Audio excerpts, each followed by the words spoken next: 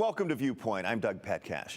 Meridian is Idaho's second largest city behind Boise. Meridian has consistently appeared on lists of the fastest growing cities in the United States, and that growth continues today. Check out the population numbers over time according to the U.S. Census Bureau. The number of people living in Meridian jumped from about 9,600 in 1990 to just under 35,000 in 2000, an increase of 264%. Over the next 10 years, the population more than doubled to 75,092 in 2010. In 2020, the population rose to 117,635, a bounce of 57% over that decade. The most recent numbers the Census Bureau has are for 2021, when the population of Meridian was a hair under 126,000. And just for fun, we look back a century to 1920, and the population then was an even 1,000. Rapid growth brings challenges and opportunities. City leaders are working to meet the challenges and take advantage of those opportunities. Downtown Meridian is undergoing a transformation under a plan the city calls Destination Downtown. New buildings have gone up and others are going up. The city is also focusing on public safety with the addition of 2 fire stations and a police precinct, school safety, attracting and keeping businesses, and the constant challenge of transportation and roads, among other things. So today we are focusing on what Meridian city leaders are focusing on, the challenges and opportunities for the Gem State's second largest city. My guest is Meridian Mayor Robert Simison, who is starting his 4th year as mayor of Meridian. Mayor, first of all, thanks for being here. I'm happy to be here, Doug. Appreciate it very much. Oh, you're welcome. So what do you think about that pace of growth that we're seeing, especially in the recent years? Well, I think the pace of growth, it's more about what we're doing as a city to keep up with it. And that's really where our focus has been, and my focus has been the last 3 years, is what can we do to ensure that the services that are there for our residents. And part of that, we had a conversation about creating growth priority areas. Those are really just areas where we saw natural investment occurring, where the city and our partners, we also want to see that taking place. And that's up in Northwest Meridian and Southeast Meridian. That's where you see the investment we're making with the police precinct and the fire station up north. We have a fire station in the Southeast as well. It's where we've seen schools go in from a West Ada School District. Even some of our charter schools have located in those areas. It's where we know road improvements are coming with Highway 16 expansion. And the list just kind of goes on and on. So really, as we grow, is what can we do to make sure that the services that our residents expect are being delivered in a timely and efficient manner. How would you describe the identity of Meridian? I think the identity of Meridian is family.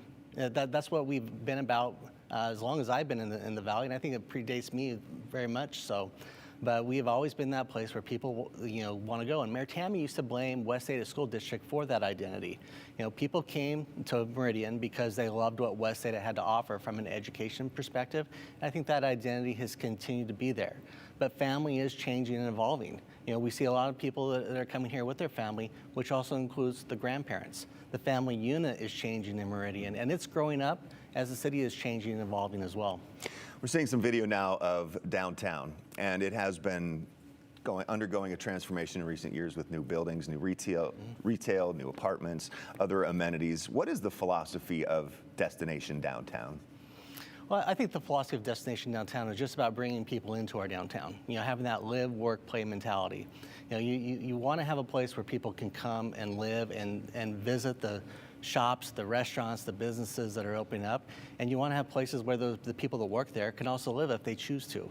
So trying to create that environment is really what it's all about, being in the downtown, being in the heart of our community. I actually had breakfast with the owner of the people that have been doing the Old Town Loft project. They're expecting to get that second building occupied here very shortly, even sometime this week. And so things are really happening. We're seeing that evolution take place. They've got a lot of their commercial space leased up on that first floor, so you can have that, just what we're talking about, residents on above, businesses down below.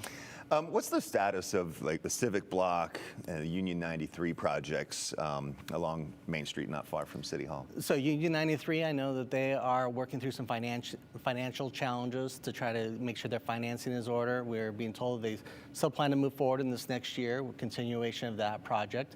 The Civic Block project, we're trying to work with River Caddis to find a path forward. I don't think it's any surprise when you look at the economic situation we've been in over the last year and a half with the increase in cost from all sectors of the economy. The supply chain issues. Supply chains, especially the cost of wages to do the work. Now you throw in the changes that are occurring in the financial markets. All that has great impacts on what people think you can do at any given point in time, and we're trying to work through them on that. And one of the big things about that area is there's an irrigation lateral that runs through that property, and we need to find a cost-effective way to manage that outside of irrigation season. Until we can really get that figured out, then you really can't even do a project on that location that we envision, which takes up more of the full block. There's also been the idea of a Meridian Community Center. Where does that stand? We're still working on trying to identify where's the best location, what's the size, what are the amenities that we want to have as part of that. We have a couple different locations that we have the possibility. We could do it in front of City Hall. We even have a place over where our parks maintenance facility is on Locust Grove. Perhaps it goes where it currently is in that block if something doesn't move forward with our partners there at River Caddis. But we're just trying to identify where's the best location, what can we afford to do, what meets the residents' demands. And I know that's something that our Parks Director, Steve Sidaway, is really trying to get an answer to that, and I'd love to get an answer too, but it's got to be the right answer. So that would actually be under Parks and Rec? Yes. Okay. Does the city have a cap on the height of buildings? Each of our zones has a certain height limit that is in there, and you can apply to go higher than those zones if you so choose. The one in downtown is 75 feet. Other commercial districts have 65 feet. Residential have a cap height of 35 feet. So it varies throughout the city. Would you like to maybe to change that and be able to build vertically as the population grows? So one of the things that I did advocate for was having a minimum height in our downtown. So we put a minimum height of 35 feet for non-residential buildings. And I think that we have a very limited space in downtown. We do want to have the great value and to create that urban vibrancy where you can have that live, work, play. It's hard to do that on a one-story building. Yeah. You can't really get that above that. So that was one of the main things. I think everything else you have to put it in context. You really need to see what's around you, what are the impacts, and like all development, you look at the development to say, does it make sense to go higher or not? But I think that having a greater density in downtown height makes sense, but so does places like the Village where you don't have a lot of things around you and you can look at the Eagle Road corridor or along the interstate. Those are areas as well. I mean, you can look throughout other parts of our country and you drive along, and along the interstates is where you often see higher buildings with greater density. Do you ever envision a skyscraper in Meridian? Oh, I think that in the future anything's possible, but I don't know that a skyscraper is something that's going to come forward in the next few years. Or that the people might go for. Let's see, we talked a little bit about adding 2 fire stations and a police precinct. How badly needed are those? Well, I think it's in order to keep up with growth and the expectations of growth, they're needed. When you have more people coming into your city, even if you're not growing outside your boundaries, you just have more people. So if we were just to do infill in downtown, there's going to be more calls for service. That's just the natural way things happen. And so as you do grow and you have training needs, or you have people, engine goes out of service, it puts a strain on all of our ability to respond in a timely manner for the residents. So getting more resources put in place, not just in the growing parts of our community, but it really provides relief to everybody in how because they really function, in an organic system. You take one piece away, someone's got to cover and make up for that in that regard. So it's an important part of what we want to do as a city. I believe it was in your State of the City address last year that you also talked about school safety and proposed 6 new school resource officers for elementary schools. Correct. Where does that stand? We were just notified at City Council this last week that we've hired all 6, and they're being deployed out into our elementary schools. So I'm super happy that we were able to get that in place so quickly, because it's an important part of the relationship building. It's helping identify challenges early on, but it's really, once you create a positive relationship with police at an early age, they're going to be the champions moving forward within your community. And so having them there is a real benefit to everybody. And we hope that there's never anything that's necessary for them to take aggressive action against somebody coming in. That's not what we want. but it's really about providing a resource to the community and helping our kids grow and develop properly. One of the resources for the Meridian community and those who want to come into the city too are the parks. There are a lot of great parks in the city of Meridian. And under that umbrella, there's the Lakeview Golf Course and also the Story Park Pool. Why did the city decide to take over operations of those two amenities? You know, it started before I became mayor, where the city took over another park, Fuller Park, which used to be operated by the Western Haida Recreation District. Everyone thought it was a city park, but it really wasn't. After I was elected, I continued conversations with Sean Wardle, who was the chair of Western Haida Recreation District, and we really talked about maybe there's a way that, you know, we could take on those facilities and eliminate a property taxing district. You know, when Western Haida Recreation District was started many years ago, Meridian was much smaller, as you just pointed out. They didn't have the resources that we now have, and it just makes sense. We have a parks department to operate those. So we've been going through that process of working collaboratively with them, taking over the operational side, and helping stagger the financial impact to Meridian residents through Ward to make them operational. But we've made some great investments out at Lakeview. We can make some others at the pool, and I'm excited to see where it goes. And just real briefly now, I know phase 2 of Discovery Park is starting, but are there plans or a wish list for more parks and more green space in the city? Oh, absolutely. We've got other parks that are on the horizon. There's one out in the western part, along McDermott and Cherry, out in that area where the rodeo's been for years. That's always been there, but growth hasn't gone there yet. And so we're kind of it will get there soon enough, but that's on the horizon. We also have a park up along the river. People don't know that. It'll be a Aldape Park in the future, that we've been working with the family there on what that will be. So those are two of the larger ones. There'll be regional, smaller parks. There'll be neighborhood parks. There'll be pathways. It's all a great system that we're putting together in Meridian. Got to preserve that green space. Absolutely. Right? All right. We're going to take a break, and when we come back, more with Meridian Mayor Robert Simison on the challenges and opportunities the city is facing. All I do is win, win, win, no matter what. All I do is win, win. Everybody hands go up. All I do is win, win, win, no matter what. Got money on my mind. At California Closets, every project is personalized, custom designed, and installed by true craftsmen. That's the California Closets difference. We call it practical magic. Get started with a free design consultation. More epic than standing at the throat of a volcano. More epic than shredding the gnar. More epic than Julie doing 3 things at once. It's the epic sell-off at Denver Mattress, and that means everything is on sale. Like the Doctor's Choice Firm for only $664.99. Check out the Summit Firm for only $332.49.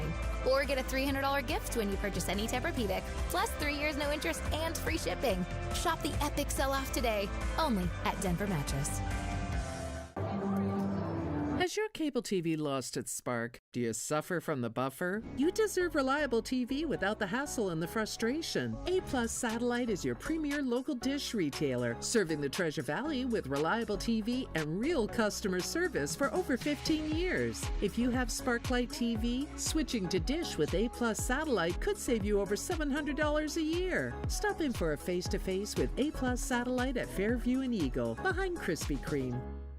Join us on Idaho Today, Thursdays at 12:30 for HealthLink Idaho, a segment featuring educational topics on how to keep you and your family safe and healthy. HealthLink Idaho, Thursdays on Idaho Today, sponsored by the Idaho Department of Health and Welfare.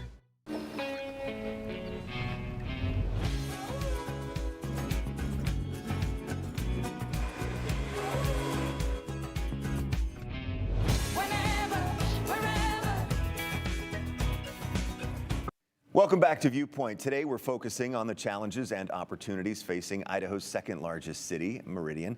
Once again, my guest is Meridian Mayor Robert Simison. So, Mayor, what do you see as the overall biggest challenge for the city of Meridian?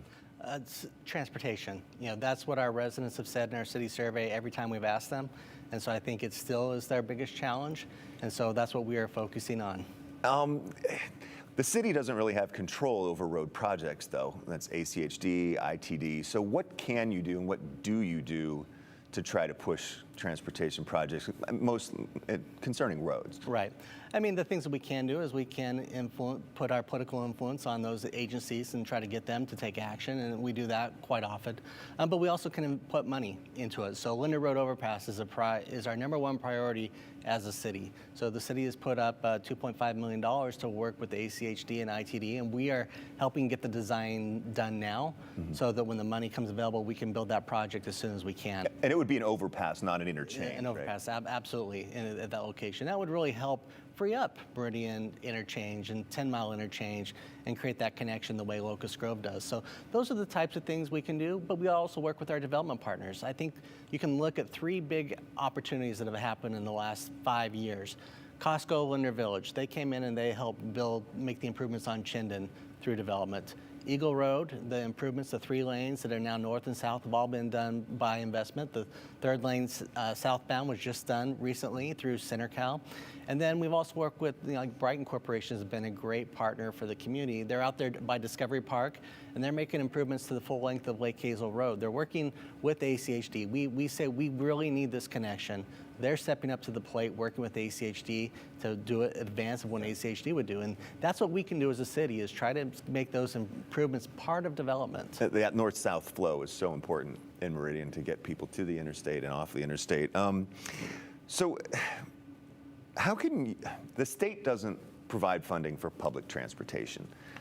What do you see in terms of, improvements for public transportation, buses, that kind of thing? And I know that the cities are the ones that put in the money for that. Yeah, so we try to look at where it makes sense. So we just did a new bus line that's running basically from the 10-mile down to the village through our downtown, trying to connect those employment areas and where we have high-density housing.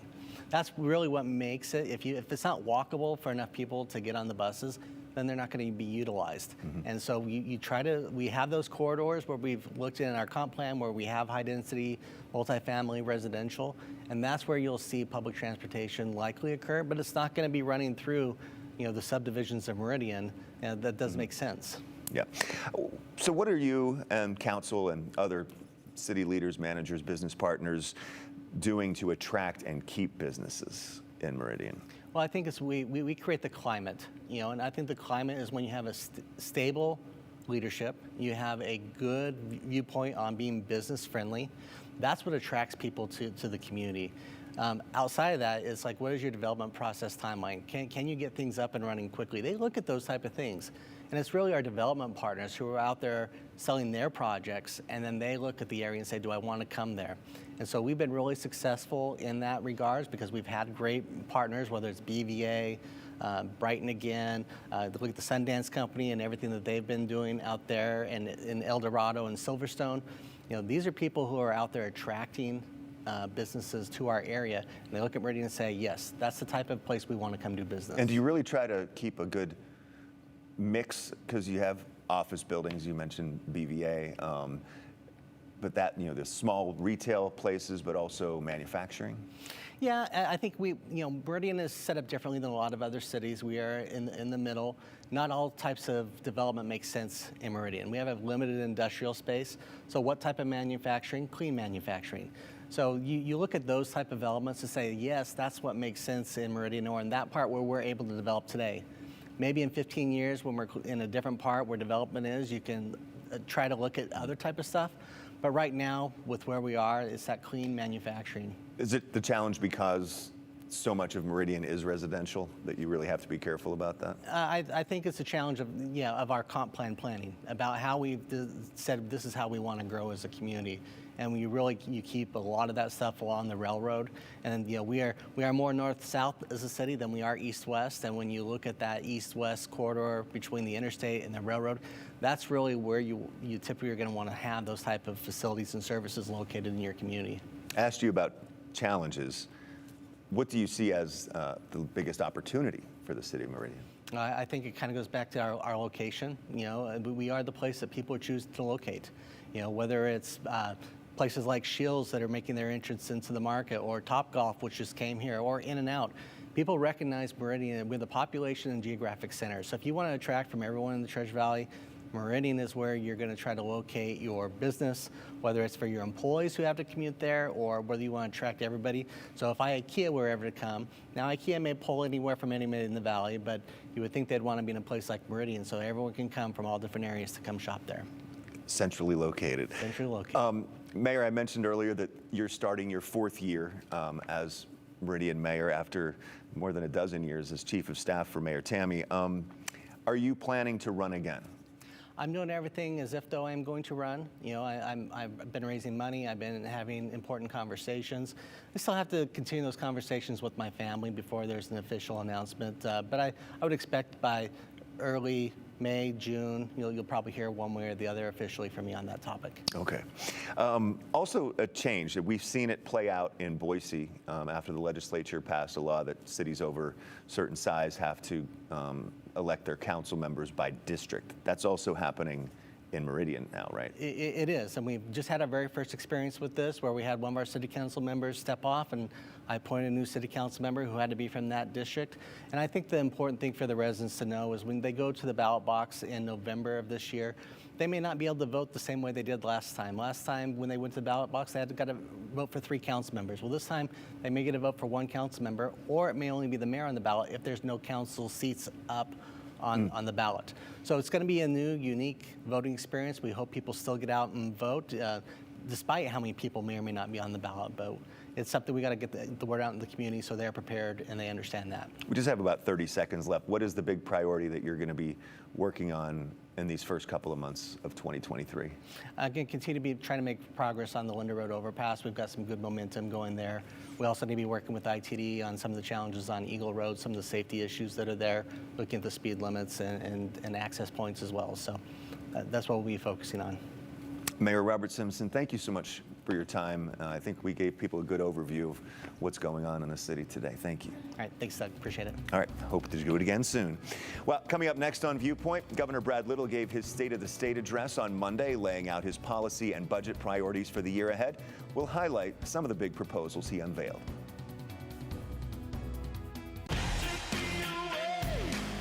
I got a feeling, can't make me wait.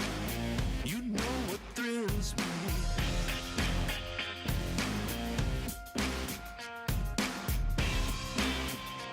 It's your journey. Own every mile in an available H-Track all-wheel drive Hyundai SUV. Get 2.9% APR for 60 months or up to $750 bonus cash on the Santa Fe. See your Bronco Motors Hyundai dealer. Is your credit score getting in the way of the things you want to do? Personal loans through NetCredit offer fast and flexible lending. Borrow up to $10,000 and choose repayment terms that work for you. You may even be able to build your credit history as you repay. NetCredit, a more personal loan. Come join our family at Garden Plaza of Valley View, where our community takes care of all the details. There's plenty of activities. I like the walking. We have a wonderful walking route around here. It's like coming home. I love the landscaping. It is beautiful, very spacious. As my grandson said, Grandma, you live in a swanky hotel. Come discover a better way to live at Garden Plaza of Valley View. Call or visit us online to learn more. I'm not a cat lady. I'm a cat goddess. Thanks to Pretty Litter, it's ultra light and odor absorbing. Plus, it changes color to monitor my cat's health. Pretty Litter tells you what your cat can't. Go to prettylitter.com. Dear 2029, we look forward to seeing you. After our 160-point quality assurance inspection, we'll be Toyota certified used vehicles with 7-year, 100,000-mile limited powertrain warranties. Not to honk our own horns, but the best new cars make the best used cars. Yours, Toyota. Get 4.99% APR for up to 60 months on a Toyota certified used Camry, Corolla, or RAV4. Find yours at toyotacertified.com. Toyota, let's go places. Throughout these turbulent few years, we never lost our direction because we always put Idaho first. In his State of the State address on January 9th, Governor Brad Little acknowledged the challenges of the coronavirus pandemic and laid out his plan for the next year that he calls Idaho First. Since his first campaign for governor, Governor Little has said education is his top priority. And once again, it was the major topic in his address. But he also focused on property tax relief, investments in infrastructure, public safety, and the tragic loss of 4 bright lights. We are not backing down on education. We are doubling down on education. Governor Brad Little proposed massive investments in Idaho's public schools, teachers, and school children under his Idaho First plan. 4 years ago, I stated my goal is to make Idaho a place where we all can thrive and where children and grandchildren choose to stay, and for those that left, choose to return. To reach that goal, the governor wants the legislature to invest the $410 million of budget surplus money it approved in last year's special session this way. Raise starting teacher pay to more than $47,000. He says that would put Idaho in the top 10 of all states for starting teacher pay. Give all teachers an average pay raise of $6,300. Give raises to classified staff, such as cafeteria workers, paraprofessionals, and bus drivers. And boost discretionary funding by $52 million for school districts to defray property taxes. The governor also proposed giving $8,500 scholarships to all qualifying Idaho high school students to attend an in-state university, community college, career technical school, or workforce training program of their choice. We want Idaho students brought up in Idaho schools working at Idaho jobs. Outside of education, the governor proposed hundreds of millions of dollars to improve our bridges and airports, provide property tax relief, give state troopers an average $6,000 raise, do state water improvement projects, and build a new mental health facility. Given the economic volatility on the near horizon, this may be our one last shot in the near future to make significant tax cuts that will sustain a balanced budget over time. And amid the proposals and project ideas, a poignant moment when the governor asked for a moment of silence for Ethan, Kaylee, Xana, and Maddie, the 4 young lives taken in a brutal murder just off the University of Idaho campus in Moscow. The loss of these incredible people is felt exponentially, and we will never forget them. Amen. We will vigorously seek justice for the victims and the many loved ones they leave behind. The governor wrapped up his 36-minute address by saying, quote, "The people we serve expect us to work together, and working together has always been the only way to get historic things done." You can hear responses from both Democrats and Republicans right now on our website, ktvb.com. Also, Governor Little will be my guest next week here on Viewpoint. And that's all of our time for this week's Viewpoint. Thank you so much for watching. I'm Doug Petcash. I'll see you tonight on the Sunday News at 5 and 10, and then right back here next Sunday morning for another Viewpoint. Have a great day.